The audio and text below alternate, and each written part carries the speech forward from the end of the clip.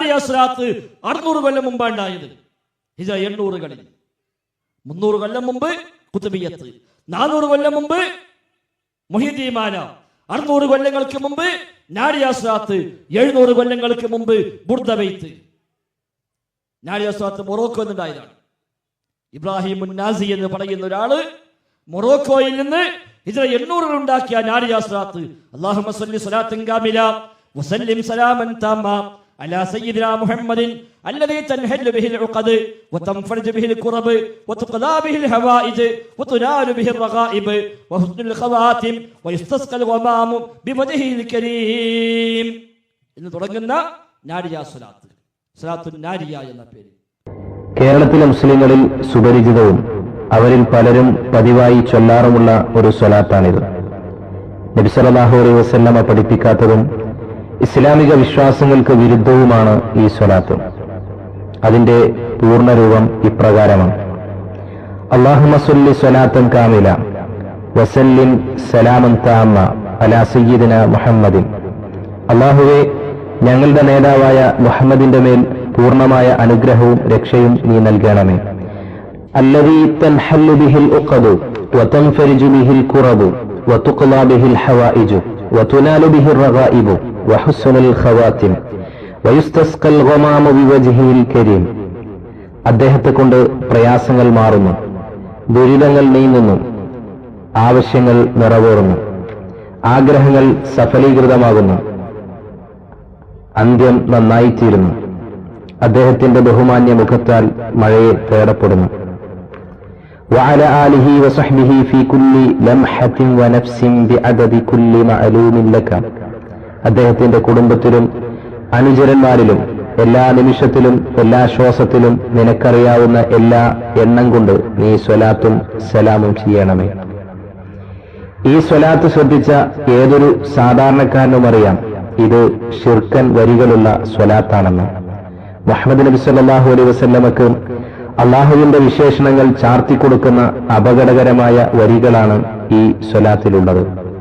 നബിയെ കൊണ്ടാണ് ആഗ്രഹം സഫലീകൃതമാവുക, നബിയെ കൊണ്ടാണ് എല്ലാ പ്രശ്നങ്ങൾക്കും പരിഹാരം ഉണ്ടാവുക, നബിയെ കൊണ്ടാണ് ജീവിതത്തിലെ എല്ലാ കഷ്ടപ്പാടും ഒഴിവായി കിട്ടുക എന്നാണ് നാരിയാസ്വലാത്തിന്റെ ആശയം.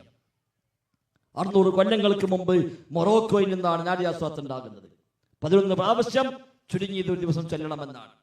അത് കഴിഞ്ഞാൽ 33, 44, 333, 1000, 4444 എണ്ണം വരെ ചൊല്ലണമെന്നാണ് പറയുന്നത്.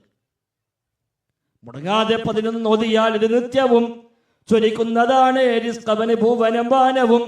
സുബ്ഹിക്ക് ശേഷം ആയിരിക്കൽ വേണ്ടതാ എന്നുള്ള നിയമം ഓർത്തവൻ ചൊല്ലേണ്ടതാ എന്നാണ് അൽ മവാഹിബുൽ ജലിയയിൽ താഴ്വ മുഹമ്മദ് കുഞ്ഞി മുസ്ലിയാർ എഴുതി വെച്ചത്.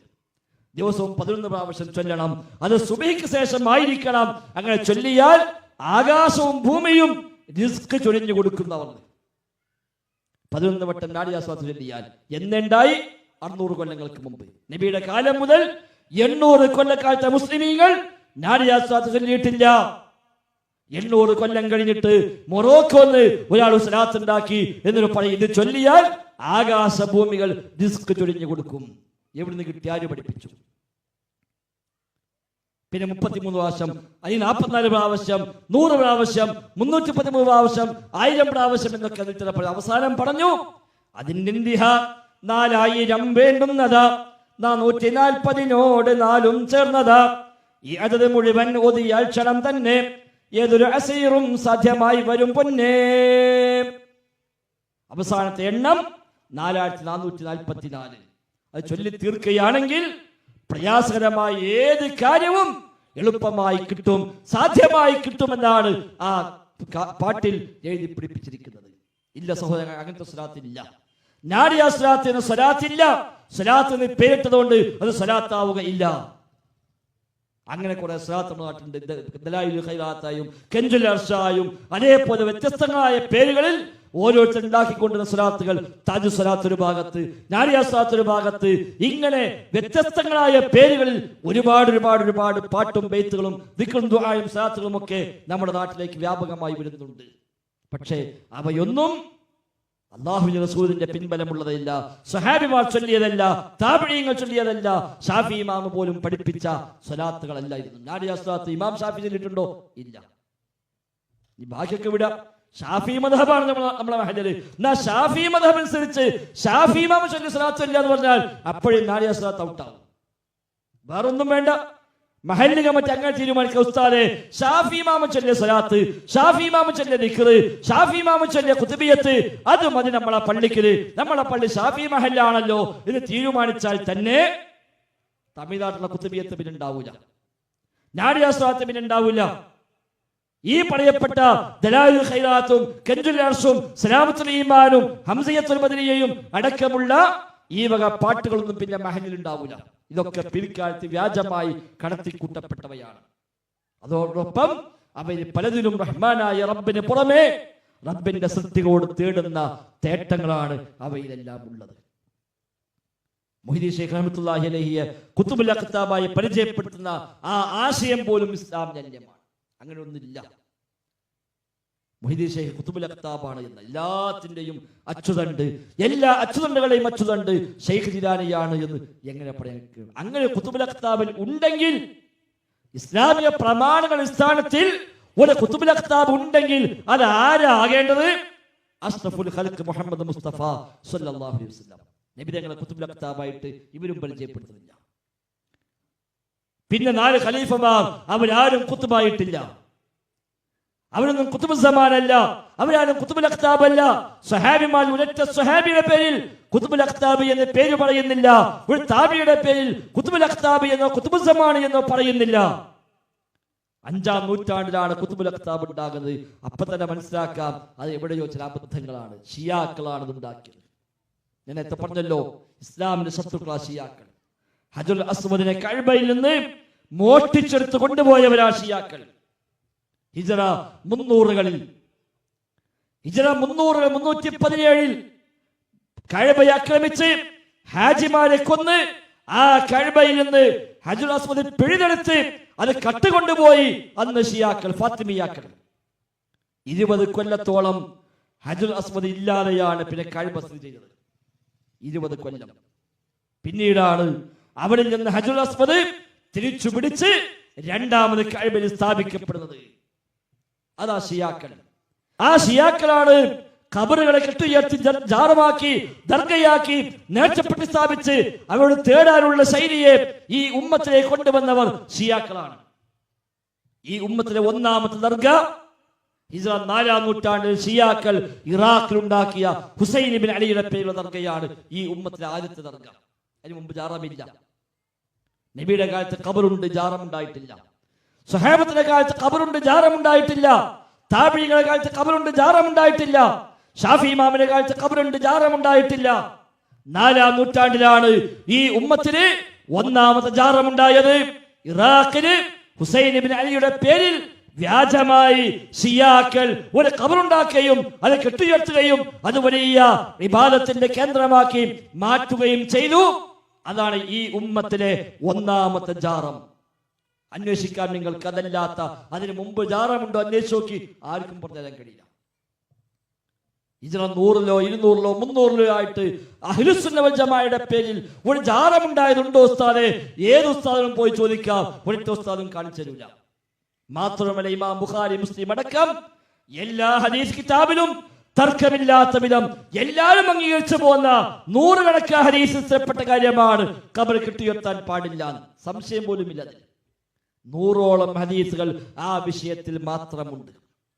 നബി തങ്ങൾ പറഞ്ഞുവെന്ന് മുസ്ലിം ലോകം ഐക്യകണ്ഠേന അംഗീകരിച്ച, തർക്കമില്ലാതെ സ്വീകരിച്ചു പോന്ന, എല്ലാവരും സ്വീകരിക്കുന്ന 100 കണക്കിന് ഹദീസുകൾ ഖബർ കെട്ടിയുയർത്താൻ പാടില്ല എന്ന ഒരു വിഷയത്തിൽ മാത്രം നമുക്ക് കാണാൻ സാധിക്കും. ഇമാം ബുഖാരി തന്നെ 10 ഹദീസുകൾ ആ വിഷയത്തിൽ ഉദ്ധരിച്ചിട്ടുണ്ട്. നബി തങ്ങൾ വഫാത്താകുന്ന അവസാന സമയങ്ങൾ കൊടുത്ത വസിയത്ത് പോലും അത് കാണാം. നബി തങ്ങൾ വഫാത്താകുന്നതിന്റെ 5 ദിവസം മുമ്പ് പറഞ്ഞത് ഹദീസിലുണ്ട്, 3 ദിവസം മുമ്പ് പറഞ്ഞതുണ്ട്. അവസാനം മരിക്കാൻ കിടക്കുന്ന, അന്ത്യശ്വാസങ്ങൾ മരിക്കുന്ന ആ സമയത്ത് നബി തങ്ങളുടെ വസിയത്തതാണ്. ആയിഷ ബീവി പറയുകയാണ്, റസൂലുള്ളാഹി സ്വല്ലല്ലാഹു അലൈഹി വസല്ലമ എന്റെ മടിയിൽ തലവെച്ചുകൊണ്ട് കിടക്കുകയാണ്. ആയിഷാ ബീവിയുടെ മടിയിലാണ് തലവെച്ച് കിടക്കുന്നത്. ബൈന നഹരി, എന്റെ നെഞ്ചിനും എന്റെ താഴ്ഭാഗത്തിനുമിടയിലായി എന്റെ അടിവയറ്റത്ത് തലയും വെച്ചുകൊണ്ട് റസൂലുള്ളാഹി സ്വല്ലല്ലാഹു അലൈഹി വസല്ലം തങ്ങൾ കിടക്കുകയാണ്, ഭാര്യയുടെ മടിയിൽ തലവെച്ചുകൊണ്ട്. ആ സമയത്ത് നബി തങ്ങൾക്ക് ഇടയ്ക്ക് ബോധം നഷ്ടപ്പെടും, ചിലപ്പോൾ ബോധം തിരിച്ചു കിട്ടും. ഒരു പുതപ്പ് നബിയുടെ മുഖത്ത് കേട്ടിട്ടുണ്ട്. ബോധം തിരിച്ചു കിട്ടുമ്പോൾ ആ പുതപ്പങ്ങ് നീക്കും. കുറച്ചു കഴിയുമ്പോൾ വീണ്ടും ബോധം പോകും. നബിയുടെ അടുത്ത് ഒരു ചെറിയ പാത്രത്തിൽ വെള്ളം വെച്ചിട്ടുണ്ട്. നബി തങ്ങൾ ഇടയ്ക്ക് ആ വെള്ളത്തിൽ കൈമുക്കും. ആ നനഞ്ഞ കൈ കൊണ്ട് തന്റെ മുഖം ഇങ്ങനെ തടവും. കുറച്ചു കഴിയുമ്പോൾ ബോധം നഷ്ടപ്പെടും, പിന്നെയും ബോധം വരും. അപ്പോഴും കൈയൊന്ന് നനക്കും, ആ കൈ കൊണ്ട് മുഖം ഇങ്ങനെ തടവും.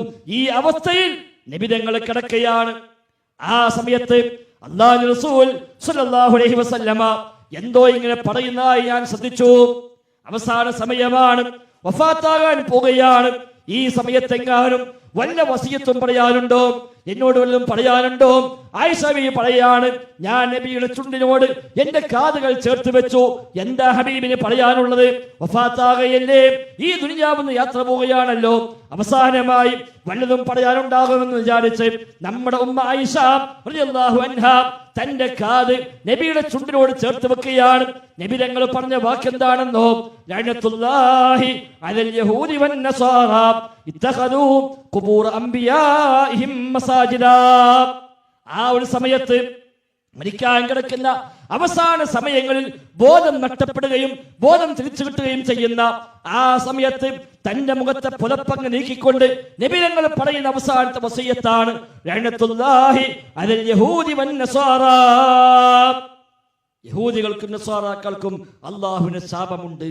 ഇത്തഖദൂ ഖുബൂർ അംബിയാഇഹിം മസാജിദ. അവിടെ പ്രവാചകന്മാരുടെ ഖബറുകളെ അവർ ആരാധനാ കേന്ദ്രങ്ങളാക്കി മാറ്റി. അമ്പിയാക്കളുടെ ഖബറുകളെ അവർ ആരാധനാ കേന്ദ്രങ്ങളാക്കി മാറ്റി. അതിനാൽ അല്ലാഹുവിന്റെ ശാപമുണ്ട് അവർക്ക് എന്നാണ് ആ സമയത്തെ ഹബീബിന്റെ വസിയത്ത്. ആയിഷ ബീവി പറയാണ്, യുഹദ്ദിറു മാ സനഉ. ഈ സമയത്ത് നബി എന്തിനാ ഇത് പറഞ്ഞത്? നബിതങ്ങൾ വഫാത്താകാൻ പോവുകയാണ്.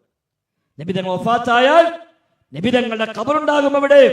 അതുകൊണ്ട് ജൂതന്മാരും ക്രിസ്ത്യാനികളും അന്നത്തെ അമ്പിയായിന്റെ ഖബറുകളെ ആരാധനാ കേന്ദ്രമാക്കിയതുപോലെ തന്റെ ഖബറ് എന്റെ ഉമ്മത്ത് ആരാധനാ കേന്ദ്രമാക്കുമോ എന്ന് നബിതങ്ങൾക്ക് പേടിയുണ്ടായി ആ സമയത്ത്. അതുകൊണ്ടാണ് പ്രത്യേകമായി ഓർമ്മപ്പെടുത്തൽ, പ്രത്യേകമായ വസിയത്ത് ആ സമയത്ത് നബിതങ്ങൾ നൽകിയത് എന്ന് ആയിഷ റളിയല്ലാഹു അൻഹാ ഇമാം ബുഖാരി സ്വഹീഹ് ബുഖാരിയിൽ ഉദ്ധരിച്ച റിപ്പോർട്ടാണ്. മുസ്ലിം ലോകത്ത് തർക്കമില്ല ഈ ഹദീസിന്റെ വിഷയത്തിൽ. ഇത്തരം 100ഓളം ഹദീസുകൾ ഖബർ കെട്ടിയെത്താൻ പാടില്ലെന്ന് പഠിപ്പിക്കുന്നത് തന്നെ കാണാൻ കഴിയും.